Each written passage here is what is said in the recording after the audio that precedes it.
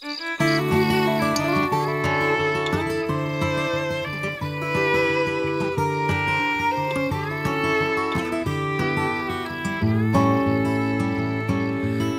cider vinegar and honey off the cone do a lot of good for a simple man's soul. Take it hot, take it right off the stove. Add a little liquor, it'll cure a little cold.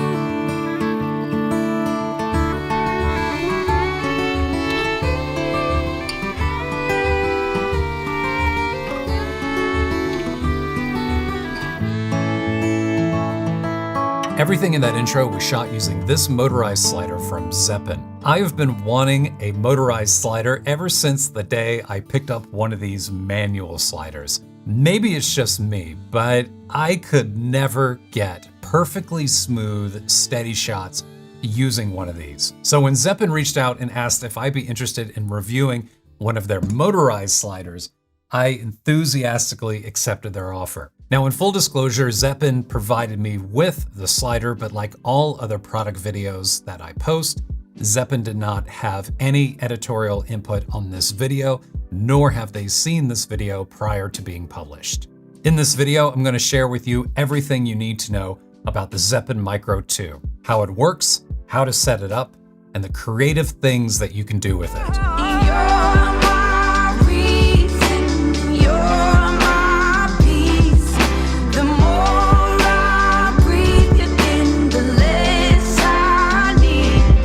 My name is Dominey. I'm a photographer, a designer, and I make videos here on YouTube about photography, photo and video gear, and post-processing. If you're short on time and you just want to know whether the Zeapon Micro 2 is worth purchasing, I will save you the time.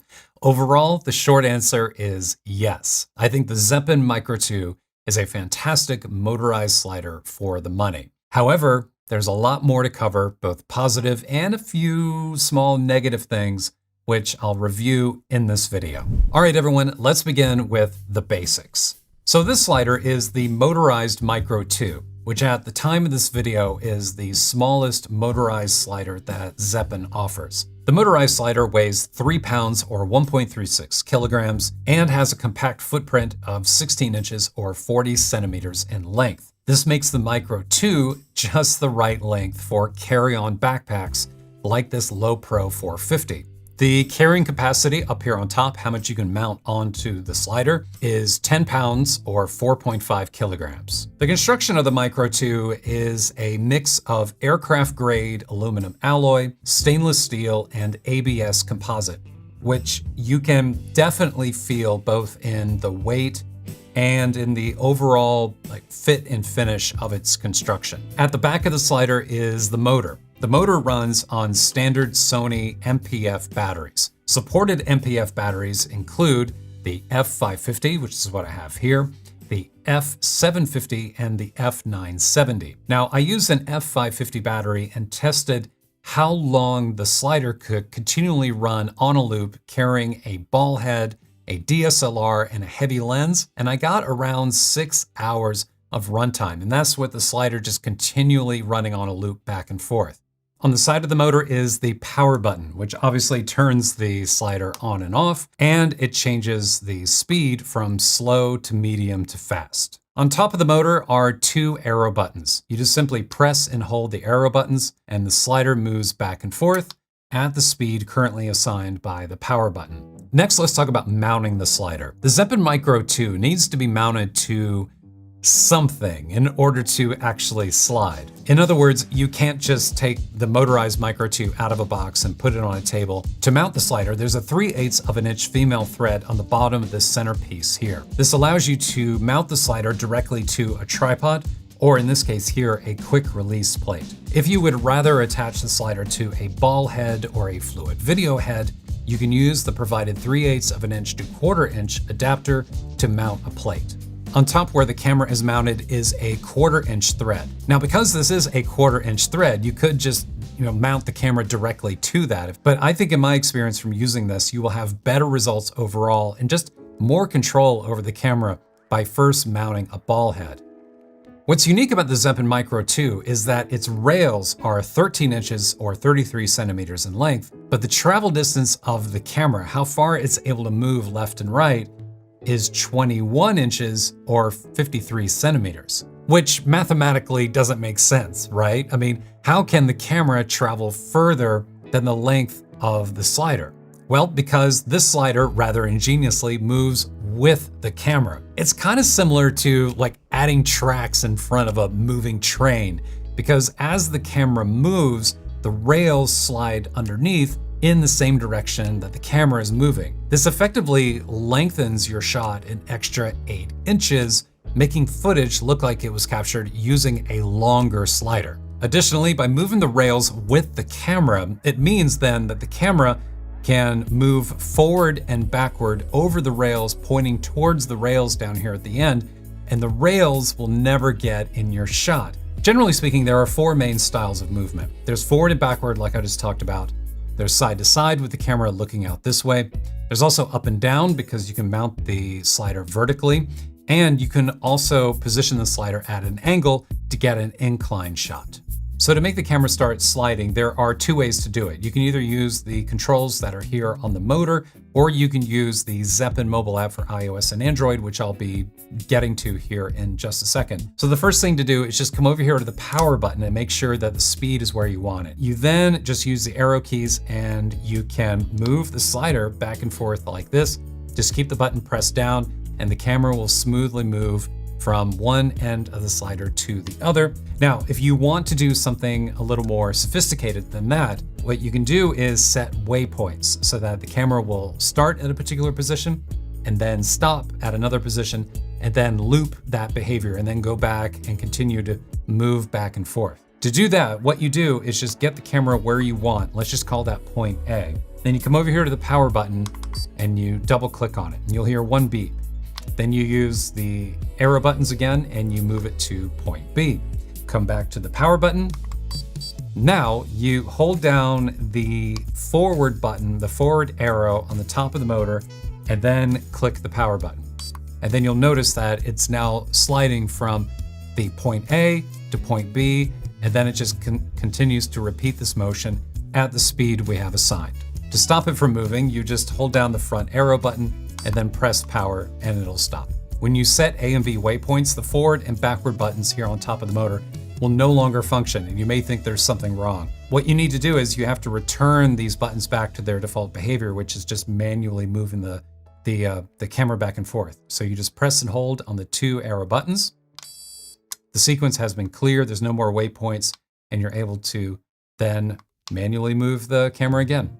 All right, now let's take a look at the Zeapon mobile app for iOS and Android. Now, when you launch the Zeapon mobile app, the first screen you will come to is Scan Devices. The slider connects to your mobile device via Bluetooth, and you should see it in the list here. So you just tap on the slider, and then within a couple of seconds, you come to this interface here. You will see that there are 2 tabs at the top. There's a tab for video and a tab for time-lapse. Now, at the top of the video screen, you will see this large, rather impressive looking circular interface that, seems to communicate that you have loads of control over what's going on with the slider. But unfortunately, looks can be a little deceiving because 3 out of the 4 sliders here are currently disabled. Only one of them works, and that's the one at the top for slider. Now, I assume that means that these other controls will be enabled once Zeapon manufactures a specialized Zeapon ball head, but at the time of this video at least, that does not exist. I did reach out to Zeapon to inquire about these other controls and to ask, what their future plans were. So if I do hear some kind of answer from Zeapon on this, I will pin a comment below. All right, so let's look at just some basic sliding. If you just move it all the way to the left, then the slider moves all the way to the left. Same thing all the way to the right, which is fine for just basic movement. But as I demonstrated earlier with the buttons on the motor, you have the ability to set waypoints as well. So let me just demonstrate this for you. So what you do is just get your camera into its starting position wherever you want its movement to start. Then you double tap on number 1, and that number 1 will turn red, and that means that you've assigned a waypoint. And then slide the camera as far as you want. Let's just leave it about there. That looks good. And then double tap on number 2, and you'll notice that then you get this yellow kind of rectangle down here at the bottom. Now, if you want to make it faster, you just raise the bar, and obviously that's cutting down on the length of time. And if you want to make it slower, you just pull it back down. But let's say you want to loop that motion. All you have to do is just tap the loop button up here and enable it, and then hit play. And then the camera will continuously move from point A to point B, or waypoint 1 to waypoint 2. All right, so now let's take a look at the time-lapse mode. Now, to be honest, time-lapse is a rather kind of complicated topic, which could be a video unto itself. There's a lot of detail that I could go into, but I really don't want to bog down the video in this one part. So let me just quickly explain the basics of how it works. So the first thing you'll notice here is that I now have the camera connected to the motor using a shutter release cable. Now, when you set up a time lapse, the very first thing you want to do is set a fixed shutter speed on your camera. You want it to be in either manual or shutter priority. You can't use aperture priority. My camera is currently set to 1/5 of a second. So I'm going to come up here to exposure, which, by the way, could be labeled better. I mean, they should just say shutter speed here. I'm not sure why they don't.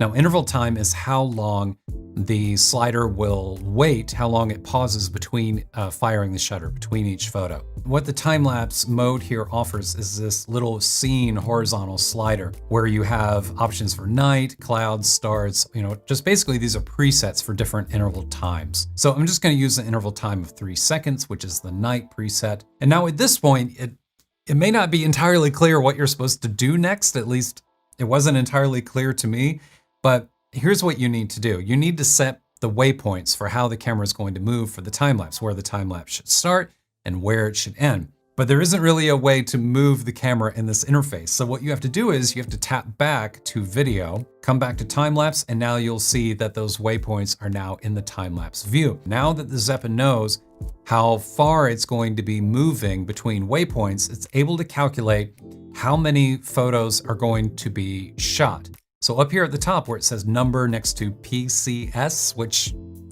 I guess they mean to be an acronym for pictures. So it's going to shoot 176 pictures between waypoint 1 and waypoint 2. And as this white timer up here above the play button communicates, it's going to take 11 minutes and 44 seconds for that time lapse to complete. So you kind of set this to however long you want the time lapse to be, like how long you want the finished actual time lapse to be once it's all compiled and created. The last thing that we need to do is actually start the time lapse. So to do that, you tap on the camera icon.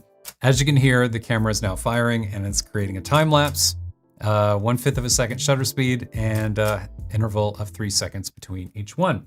Now, something important to know if you are an experienced time-lapse photographer is the fact that once the time-lapse mode begins, it's not possible to stop and start, or rather to pause the time-lapse in between the waypoints. And let me just turn this off just so I don't have this thing clicking the whole time. When you turn it off, and actually this is a good opportunity to demonstrate this, if you turn off the time-lapse and then re-engage it, you probably can't see from there, but I'll tell you that it moved back to waypoint 1 and is now starting to create the time lapse again. So why is this notable? Well, because if during the time lapse, if you are shooting a scene where the lighting conditions are changing, like if you're shooting from like day to night or night to day, then you will likely need to be ramping your ISO or your aperture on the camera to compensate for how bright and dark it gets, because it'll be kind of hard to use fixed values all the way through if lighting conditions are changing. So what I found I had to do was, like, it would take a photo and then I would just get in there really quick, make a change, and then let go to make sure I didn't bump it or interrupt the movement in any way.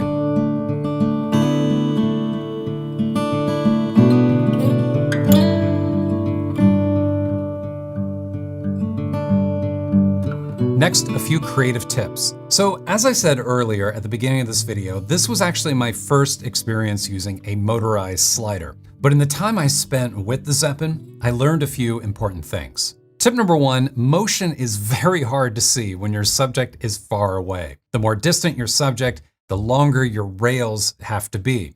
So for a compact slider like the Zeapon Micro 2, which has a camera travel distance of 21 inches, you really need to include foreground elements in your composition. By including foreground elements, it creates a parallax effect in your footage where elements close to the camera appear to be moving faster than the background. Second tip, visualize your shot first, holding the camera in your hand. Move the camera back and forth in front of you as if it were attached to a slider to figure out how high or low the camera needs to be mounted, and also where you're starting and where your start point and your end point should be. This will save you a lot of wasted time and effort because setting up the slider on top of the tripod and then moving everything around and getting everything just so, it takes time. The third tip is to use the looping function. Now, this was actually one of my favorite features on the Zeapon, for then I could loop motion between waypoints over and over again, and that would just keep the camera recording, keep the camera moving the entire time.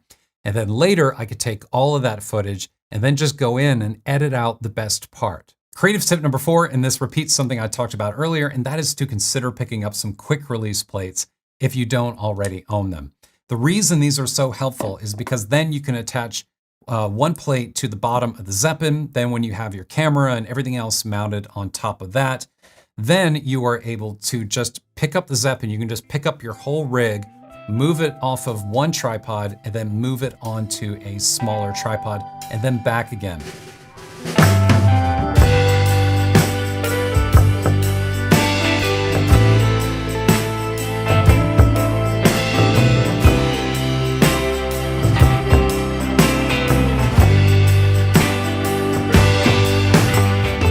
All right, everyone, some final thoughts on the Zeapon Motorized Micro 2. I mean, overall, I just think it's a fantastic slider. I have had so much fun using this the past couple of weeks. I've learned so much using it. I think the build quality is great. I never had any trouble connecting to it over Bluetooth with the mobile app, and I just love its small size and that long camera travel distance. For creating time-lapse videos, I think it's a good slider, but not great. There's the aforementioned issue with not being able to pause time lapses once they start, in addition to a lack of additional hardware to rotate, pan, and tilt the camera, which is something that professional time-lapse creators would want. For basic time-lapse use though, the Zeapon works fine, and it'll help make an average time-lapse look just a bit more dynamic and cinematic. By the way, if you happen to own this slider and you have some feedback on it that you would care to share, I would love to hear your feedback and your comments. Please feel free to leave them below. Thanks again to Zeapon for sending me a motorized slider. I am so happy to have one and I'm so enjoying it. And I definitely plan on using this more in the future in my future videos. If you're interested in picking up a Zeapon Micro 2 for yourself, there is a link to purchase one down below in the description. In full disclosure, that is an affiliate link, which means that I'll earn a little bit of referral credit if you do purchase it through me, which obviously I would greatly appreciate it because it goes towards supporting the content on this channel. I sincerely hope, by the way, that you're doing well and that you're keeping your sanity during this crazy time. I mean, it's just feels like such a weird time in the world right now, and I know for me personally, I'm just trying to take advantage of this time, trying to develop new skills, trying to learn new things, and trying to maintain that creative spirit, and trying to just keep that energy alive, even though I'm not able to be out in the world and to be doing the kind of landscape photography work that I normally love to do. At least I'm able to fill that time and to take advantage of it and to be doing new things, like using a motorized slider for the first time. So that's it, everyone. Thanks so much. I'll see you next week.